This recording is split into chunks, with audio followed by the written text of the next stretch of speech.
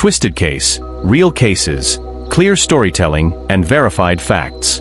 If you value careful reporting over hype, subscribe so you never miss an episode.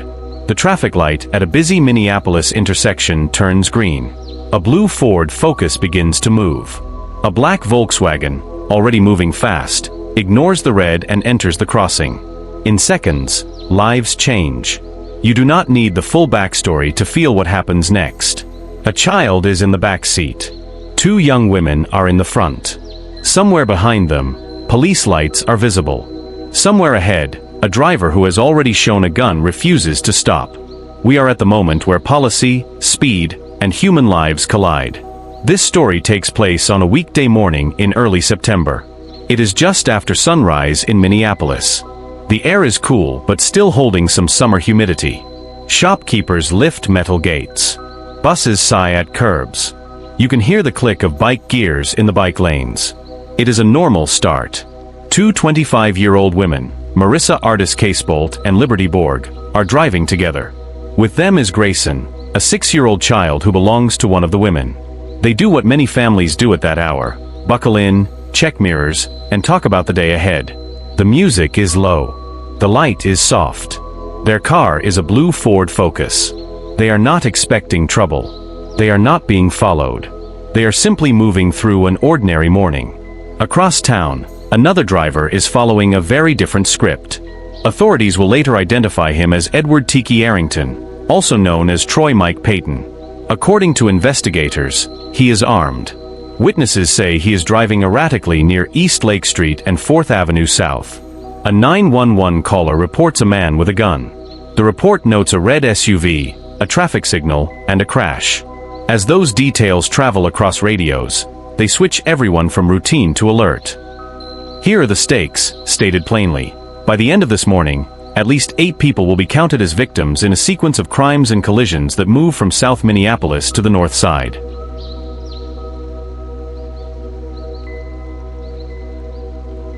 Marisa and Liberty die at the scene. Greyson survives with serious injuries. This video follows the events in order. It also pauses where policy and judgment mattered. We are going to explain what the official timeline says, where witnesses add important details, and why the choices on both sides of the badge are now being debated. The defendant is presumed innocent unless proven guilty.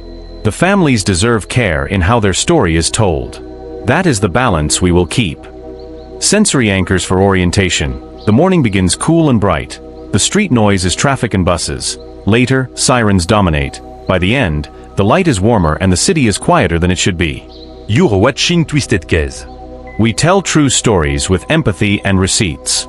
If clear, documentary-style coverage matters to you, consider subscribing. Now, let's go step by step.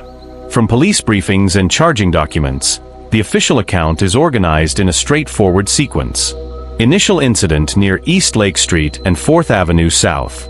Shortly after 8 a.m., a red SUV runs a red light and collides with a white Infiniti. A man exits with a gun. He points the weapon at the Infiniti's driver, who flees. The armed man then turns to a black Volkswagen Passat that is stopped nearby. The man points the gun at the Volkswagen's driver and takes the car. He returns to the red SUV, removes dogs from that vehicle, and loads them into the stolen Volkswagen. He then drives away at speed. Additional threats and shots fired. As the Volkswagen heads away from East Lake, multiple witnesses report shots fired from the moving car. One pedestrian says the driver confronted her and demanded to know where her firearms were. She reported that she had none, and he left. Another driver in a van reports being fired upon. These calls increase the urgency of the situation. Police locate the Volkswagen. Officers spot the Volkswagen moving toward the north side. Based on the reports of an armed carjacking and shots fired, supervisors authorize a pursuit under the department's pursuit policy. Pursuit and crash at Penn Avenue North and Olson Memorial Highway. The pursuit is described as short, on the order of a few minutes. During the pursuit, the Volkswagen runs a red light at the intersection of Penn Avenue North and Olson Memorial Highway. It hits the passenger side of a blue Ford Focus that is lawfully entering the intersection on a green light. Marisa and Liberty are killed. Greyson is seriously injured. The suspect is arrested and treated for non-life-threatening injuries. Charges. State and federal charges follow. State charges include fleeing police resulting in death and great bodily harm. Federal charges include carjacking and discharging a firearm during a crime of violence. The government alleges at least 8 victims across the morning's events. Those are the essential facts as officials present them. They provide the backbone for this narrative. As with many fast-moving cases, early reports contained details that needed clarification. These are not errors meant to mislead. They are the normal result of witnesses recalling events under stress and agencies issuing information as they verify it. Still, each detail matters because it shapes how the public understands what happened and why. 2 names for the suspect. Early coverage and documents referred to the suspect as both Edward Tiki Arrington and Troy Mike Payton. Records indicate a legal name change in the past. This matters for accuracy and for tracking a person's history across jurisdictions. For audiences, it can feel like a narrative wobble, but it is a paperwork issue that the courts can resolve with documents. The dogs. Witnesses reported the suspect went back to move dogs from the crashed red SUV into the stolen Volkswagen. Later, one of the dogs was euthanized because of injuries from the final crash. This detail is important because it shows the suspect making a deliberate, unexpected choice in the middle of a dangerous situation. It raises questions about judgment and priorities. Pursuit policy and duration. Minneapolis's pursuit policy has been a public discussion point for months. In this case, the department said the situation met the criteria for pursuit, an armed suspect who had threatened people and fired shots. The reported duration was only a few minutes. The larger question remains, even with policy satisfied, does a pursuit on an urban grid reduce overall harm or increase it? If the threat was immediate and severe, a pursuit can sound not just justified but necessary. Yet the ending we know forces a harder question. Did the decision to chase, however brief, reduce the danger that morning, or did it concentrate it at one intersection where innocent people were waiting on a green light? We need to look at the timeline with care, not to assign blame beyond the charging documents, but to understand how the sequence tightened. A supervisor authorizes the pursuit. Lights go on. Sirens sound. The Volkswagen continues westbound. The Ford Focus begins to cross on green. Impact.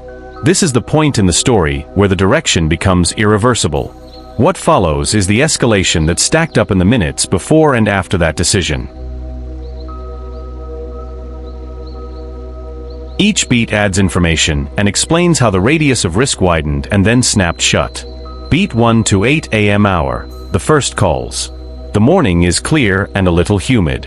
On East Lake Street, a red SUV runs a red light and crashes into a white Infiniti. People in nearby businesses hear the crunch of metal, then raised voices. A driver, seeing the gun, speeds away. Someone dials 911. Call takers hear stress in the caller's breathing and log the details.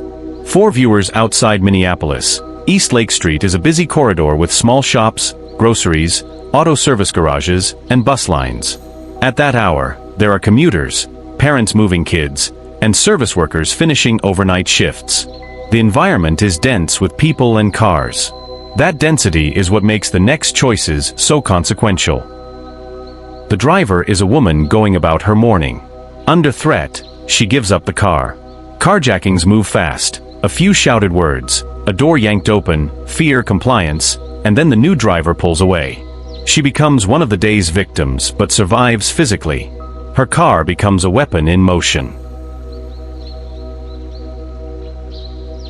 Instead of fleeing immediately, the new driver returns to the crashed red SUV. He moves dogs from the SUV into the Passat. Witnesses are confused. In documentary terms, this is a revealing moment. It shows the driver is not in pure flight mode. He is making choices, even small, personal ones, within a larger chain of dangerous actions. Those choices make it harder to predict what he will do next. Beat 4, shots reported, fear spreads. As the Volkswagen heads away from East Lake, reports of shots fired come in. One pedestrian says the driver confronted her and demanded to know where her guns were. She reported having no firearms. He left her and continued driving. A driver in a van says a shot hit her vehicle. Each new call tells responding officers that the danger is not contained. It is traveling. This is an important point about police decision-making. When officers hear shots fired from a moving vehicle in a populated area during the morning commute, the risk calculus changes.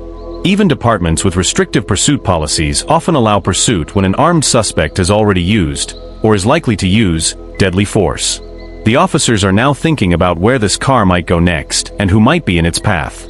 Beat 5. Moving downtown, then north. Traffic cameras and officers' observations place the Volkswagen moving through parts of downtown and then toward the north side. The city soundscape shifts from morning chatter to sirens and radio traffic. By now, the description of the car and the threat level have gone out to many units. The map on the sergeant's screen is filling with icons. The problem is no longer localized to one corner of Lake Street. It is roaming. Supervisors decide to authorize a pursuit. They do so because the conditions listed in policy appear to be met: violent felony, ongoing threat to the public, and an opportunity to end the threat. The decision is time-sensitive. If they wait, the driver could disappear into residential streets, collide elsewhere, or confront someone new at gunpoint. If they chase, the speed increases and so does the chance of a crash. There is no safe option. There is only the option that seems most likely to reduce total harm in that moment. The pursuit is described as short. This matters. Long chases compound risk. Short chases often mean officers saw a narrowing window to stop a car quickly. Beat 7. Understanding the road. Olson Memorial Highway, also known as Highway 55, is a wide, fast corridor that cuts through neighborhoods on the north side. It carries heavy traffic. The speed limit is higher than on local streets. Intersections are broad. Historically, community members have raised concerns about speed and safety there. When a vehicle runs a red light at Olson's intersections, the results are often severe because of the speeds involved and the geometry of the roadway. For our purposes, this context explains why a red light violation at Olson and Penn is so dangerous even at 8:30 a.m. The angle of impact and the speed at entry compound harm. Beat 8. The intersection at Penn Avenue North. At Penn Avenue North, the light for cross-traffic turns green. The blue Ford Focus with Marisa, Liberty, and Greyson enters the intersection legally. At the same time, the Volkswagen approaches on a red. There is no brake. The Volkswagen hits the passenger side of the Focus. The sound, according to witnesses, is metal and glass. First responders describe quick action, blocking lanes, assessing injuries, calling for more units, and getting medical care to the child. The suspect is taken into custody and to a hospital for treatment of non-life-threatening injuries. The two women die at the scene. Beat 9. The scene after impact. Traffic stops in every direction. Sirens echo against buildings. The morning light has climbed, but the mood is heavy. Bystanders pull out phones, some to call family, some to record. Officers mark the roadway, photograph debris patterns, and begin the formal documentation that follows any fatal crash, especially one tied to a pursuit. A detail that will matter later for families: one of the dogs involved is euthanized due to injuries. It becomes part of the official record because all harms are documented. It also shows how many unexpected lives are pulled into an event like this. Beat 10. The charging phase. After the scene is stabilized and evidence is collected, prosecutors file charges.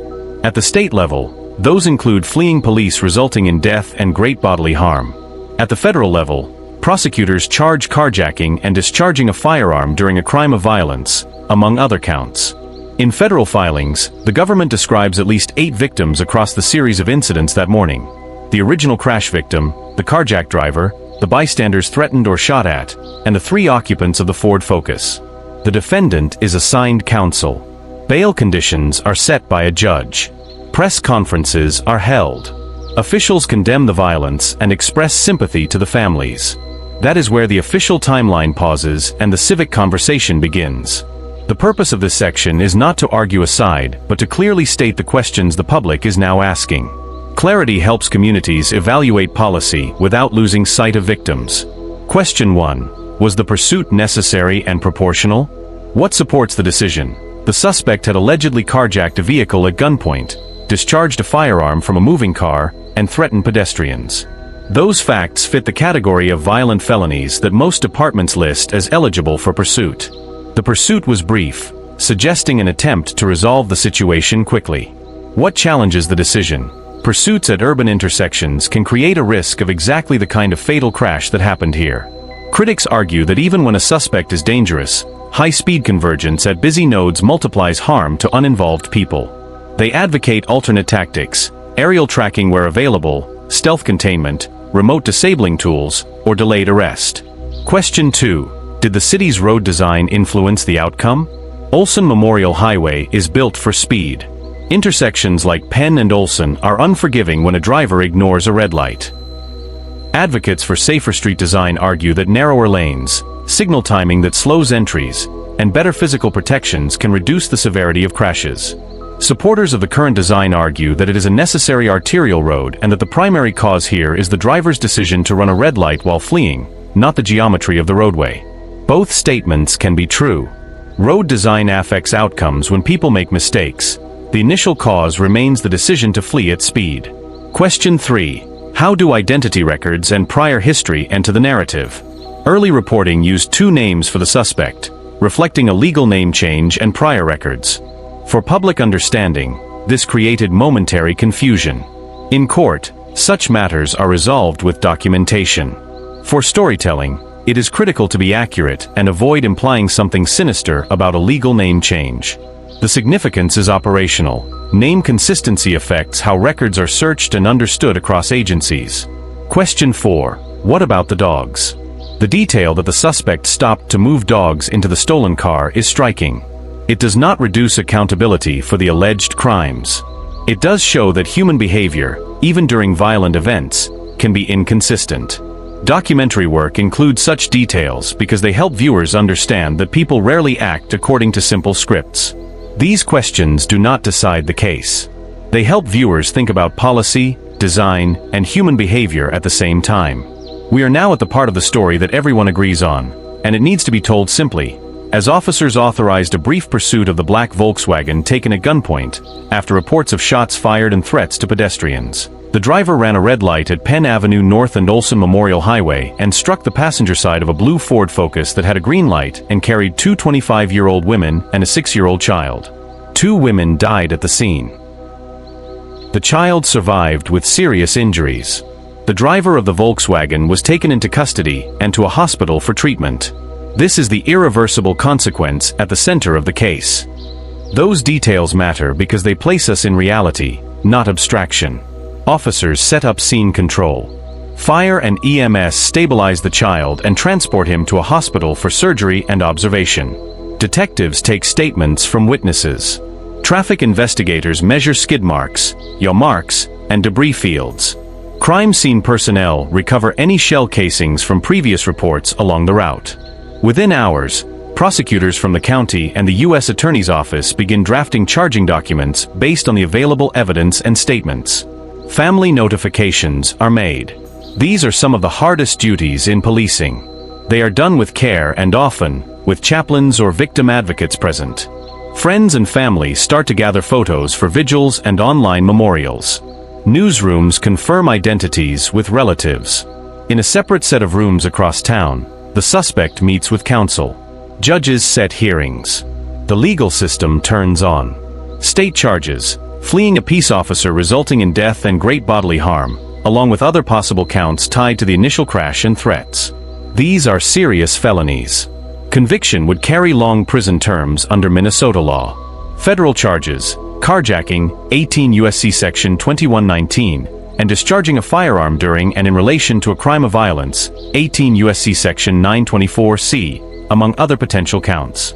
The firearm charge carries mandatory minimums if proven, and penalties escalate when death results. Federal prosecutors also list victims in their narrative to show the scope of harm. The defendant is presumed innocent. Allegations are not proof. The courtroom, not public opinion, decides guilt and punishment. Documentary storytelling repeats this because fairness is part of ethics. It is important to name the victims: Marisa, Ardys, Casebolt, and Liberty Borg. They were young women with lives in motion, jobs, relationships, families, plans that reached past that weekday morning. Greyson is a 6-year-old who survived with serious injuries, including fractures and a traumatic brain injury. His recovery is long and difficult. When families speak publicly, they often mention small details that make grief real. Favorite songs, inside jokes, pet names, a photo that captures a laugh. Those details belong to them. Here, we carry the basics with respect and avoid speculation. Minneapolis has debated pursuit policy for years. After several high-profile crashes and community concerns, the department narrowed the conditions in which officers could pursue. At the same time, residents expressed frustration when repeat offenders escaped in vehicles without being chased, especially in property crimes. The policy tried to balance these pressures by allowing pursuit in cases of violent felonies and active threats to life. This case fits the category of violent, ongoing threat. The question now is whether the specific pursuit that took place, brief as it was, reduced or increased total harm. Some will say that failing to chase an armed carjacking suspect who is firing from a vehicle would have been an unacceptable risk. Others will say that an urban pursuit at commute hour was an unacceptable risk. Both arguments come from a desire to prevent death. The city's job is to decide which approach is more likely to prevent more deaths over time. Crashes at Penn and Olson are often severe because of speed and geometry. Communities have long argued for changes: lower speed limits, narrower lanes, protected left turns, and signal timing that favors safety over throughput. Transportation departments, meanwhile, must move traffic while improving safety. In recent years, many cities have adopted Vision Zero principles to reduce deaths on major corridors. Whether or not such changes would have prevented this specific crash, they can reduce harm when mistakes or crimes occur. Documentary work often shows documents, charging papers, incident reports, court minutes, because papers are the way the system speaks. In this case, the mention of 2 names for the same person matters only for tracking and accuracy. It is not a twist for its own sake. It is a reminder that identity in records is a foundation. When names change over time, agencies must keep files connected. Getting that right is part of accountability. Because the dogs were moved into the stolen Volkswagen, they were present at the final crash. One did not survive. For many viewers, this detail raises questions about empathy and decision-making. It is included here because it appears in official accounts, not to evoke emotion out of proportion to the human loss at the center of the case. Carjackings rose sharply in many American cities after 2020, then began to decline. Minneapolis saw that pattern as well, with carjackings and some categories of violent crime trending downward in parts of 2024 and 2025. The outlier becomes the headline. That is not a failure of perception, it is an honest reaction to tragedy. Policy must be built for the ordinary day and the outlier day. Pursuit policy is one of the few tools that responds on the outlier day. In the months after charges are filed, the case moves through hearings: first appearance, bail or detention, probable cause, discovery, and potential motions. If the defendant faces both state and federal charges, coordination between systems is required. Plea negotiations may occur. A trial may be scheduled. Families attend where they can. Sensory anchor as we step back. The day ends warmer than it began. Candles appear near a curb. A doorbell rings at a home where friends bring food and sit quietly. Phones fill with photos that show better days. Everyone who lived through that morning carries a little more caution now when a siren passes. When a suspect is armed, has already threatened or injured people, and is fleeing in a vehicle, should officers pursue at speed, accepting the increased risk to bystanders in order to stop an immediate threat, or should they disengage and rely on delayed tactics, technology, containment, investigative follow-up, even if that means the suspect may remain at large longer and could harm others before being found? Explain why, not just what you would choose. If you support pursuit, what safeguards or thresholds would you insist on to protect bystanders? If you support disengagement, what specific tools or conditions would make that choice responsible? If you have lived experience with these streets, tell us how the road design itself affects your view. Let us know your thoughts in the comments below. Subscribe for more gripping true crime breakdowns, mysteries, and criminal psychology stories, only on Twisted Case.